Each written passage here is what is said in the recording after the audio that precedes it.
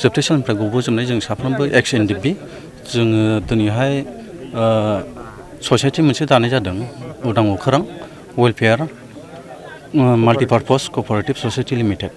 दा बे थांखियै जोङो दिनैहाय दिनैनि बे सानखौ माबानानै नोजोर होनानै जेनेबा जोङो साफ्रोमबो बे बिफां गायनाय हाबाफारिखौ लादों। मानोना बेयो बुहुमनाङारि आरो आबहावा सान फालिनाय बे दिनखालिनो जेनेबा आबहावाखौ माबोरै जेनेबा रैखा खालामगोन बेखौ थांखि लानानै मानाय जादोंमोन। दा बेखौ जेनेबा जोङो प्रमिला रानि बायद'नि थ्रुयै जोंनि बे ससाइटिनि एनजिअ'आ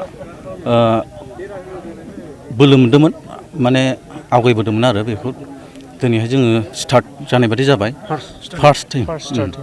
दा बेनिखायनो जोङो खावलायनो लुबैयो बा मेसेज होनो लुबैयो साफ्रोमबो रायजो राजाफोरखौ जाहाथे माने दिनैनि सानखौ लानानै जेनेबा दिनैनिल' नङा बिफां गायनांगौआ जों साफ्रोमबो रायजो राजानि सानफ्रोमबोनि थाखाय जाय माने अबसर मोनो बा हा लांदां मोनो बेफोराव गायनानै दोननांगौ। मानोना जोंनि इयुन फिउचार जाहाथे जेनेरेसनफ्रा मोजाङै मोजां जेनेबा आबहावाजों सोमोन्दो थानाय हिसाबै सोलिलांनो हायो।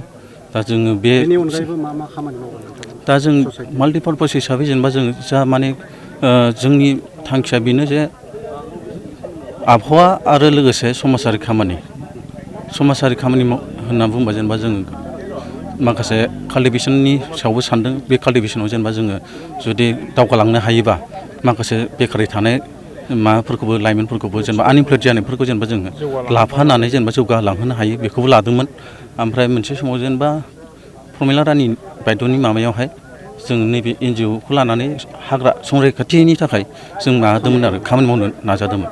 खिन्थु दिनै एसे स्टार्ट जानाय जाहैबाय। सिगांनिफ्रायनो सानना लादोंमोनबाबो जोङो आवगायनो हायाखैमोन। माखासे जों बेफोर खामानिखौ मावनो नांगौबा जेनेबा माखासे रांखान्थि आरो माखासे थांलाय फैलायनि गोनांथि जायो। नोंथांमोना गासैबो औ एक्स एनडिपि जों टटेल माने 57 मेम्बार्स दंमोन। जों 57 मेम्बार्सआ दाख्लैसो बावैसो गबोनाय। दा जोङो मा मावनो मारै जेनेबा जोंखौ सिनायथि होनो दा बेखौ लानानै जोङो बे ससाइटि उदां अख्रांखौ दानाय जादोंमोन आरो। ओमफ्राय बेनि गेजेरजोंनो जेनेबा जोङो खोनाबोबाय जिहेथु हाग्राफ्राव जेनेबा जों बेरायबोदों जे हाग्रा बिराद गुदुमोन। बे हाग्रा गुदुआ दिनै गैला, लांदां जाबोबाय। बेखौ जों जोबथेसालियाव थानायावबो नुबोदों।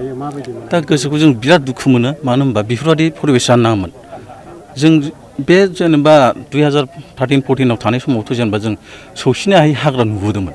खिन्थु दिनै बे हाग्राखौ जों नुबोआखै। जों दाख्लै जेनेबा उल्थापानि थांनानै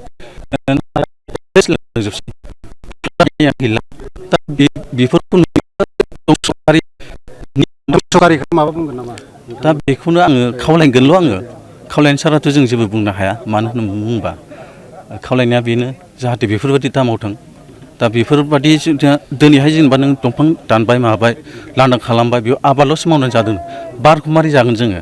दा बेफोरखौ नोजोर होनानै जाहाथे गावनि जेनेरेसनाबोथ' सानसे फैबाय थागोन, जेनेरेसन फैबाय थागोन। गावनि जेनेरेसना बबे बारखौ जानानै थांना थागोन? दा बेफोरखौ सानहरथों बेखौनो जेनेबा खावलायनो लुबैयो आरो। ओमफ्राय दा जिथु माने लांदां जानाय होनना बुंदों आङो, बे लांदां जानायफ्रावथ' ओरैबायदि दुखुनांथाव।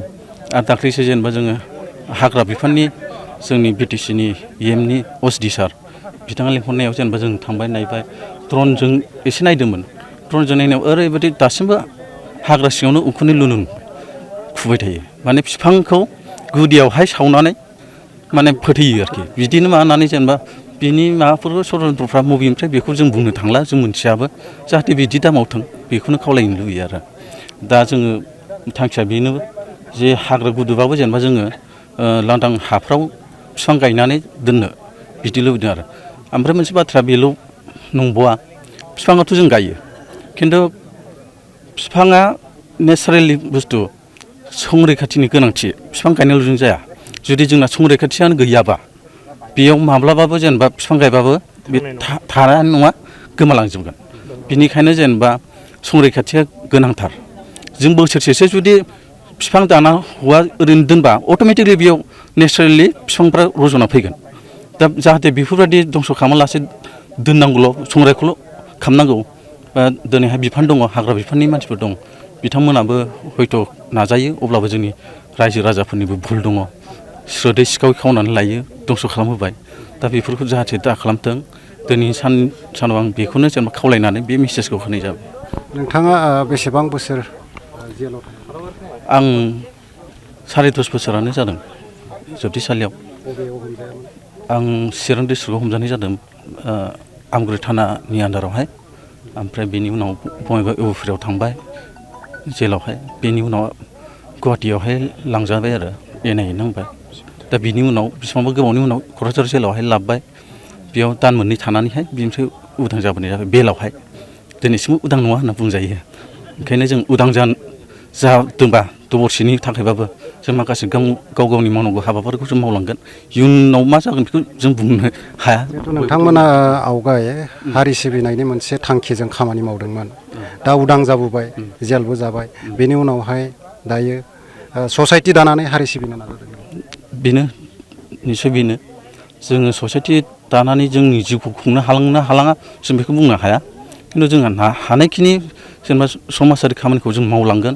सोरबा जुदि दिथा होयोबा जों दिनैहाय आननन जेबो मिथिया। 15-16 बोसोर सोरबाबा 18 बोसोर आफादाव थानानै बा जोबथेसालियाव थानानै कमिउनिकेसन गेप जाबाय, न'खर दंस' जालांजोब्बाय, बयनाबो हालाय हाबाय। दिनै जों जेबो आगोर मोनाखै। दिनै जों बिसिम फैनो सोरनोबा कालेक्ट खालामलायनानैसो माबा गारि भारा लानानै फैदों खुनुरुखुमै। दा बेफोरबायदि हान्थिनोबो गैया। अब्ला जों मा मावलांगोन? खिन्थु गोसोआव दङ आरोखि, माने मावनो माखासे उत्सा दङ। मानि थाखाय? समाजनि थाखाय, मिथिंगायारिनि थाखाय। गाव थांनानै थाबासो माखालायखौबो फोथांनो हायो नालाय। दा जों थांनानै थानो रोङाखै, गसंथानो हायाखै जोङो। दा बेखायनो जों नाजालांसै, आसा खालामो। दानि बिटिसि सरकारखौ माबा बुंनो गोनां जायो? दा बिटिसि सरकारखौ बुंनांगौआ बेनो जे जोंनि जिथु आद्रा थानाय आरो थांना थानायनि माखासे राहा लामाखौ जाहाथे जोंनो दिन्थिना होयो। जों ओरैनो जिरायनानै लुबैयाखै, जों खस्थ' खालामगोन। माने खस्थ' खालामबोखानाय मानसिफोर जाथिनि थाखाय जुदि सानदोंमोनबा मोनसे समावहाय दिनैहाय गावनि थाखाय आरो गावनि लोगोफोरनि थाखाय आरो समाजफोरनि थाखाय मानो मावनो हाया? जों बे खस्थ' मावनानैसो जेनेबा जोंखौ फोथांना लाखिनानै गुबुनखौबो नायगोन, बे थांखिखौ माने जों सानो। ओमफ्राय बेखौनो आं फोरमायनो लुबैयो। बिटिसि जोंनि चिफ साराबो जाहाथे जोंखौ बेखौनो जेनेबा माबा मोनसे मावनानै होयो, बेखौ जों खावलायहरो आरो।